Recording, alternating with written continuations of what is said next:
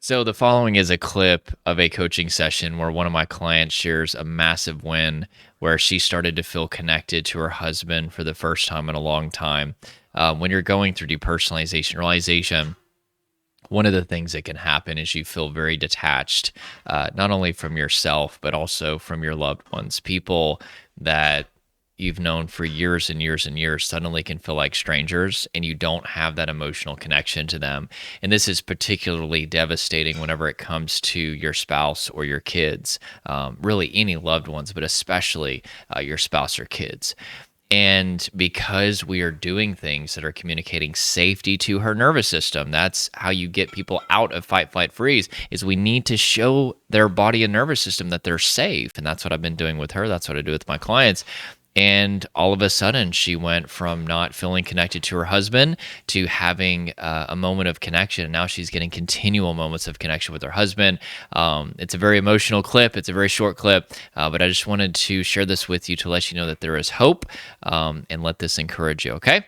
That is it. Because it was our anniversary a couple months ago, and it was our 1 year anniversary, and it just broke my heart to like look at my husband. Sorry. And like he looked at me and he was like, I love you. And I'm very honest. And I looked at him because he was very aware of the situation. And I'm like, I know, like, logically that I love you, but I don't feel it. Like, I don't feel anything. And it just gutted me because I'm like, this is like a man that let me quit my job to take care of me. And like, I can't even like feel anything.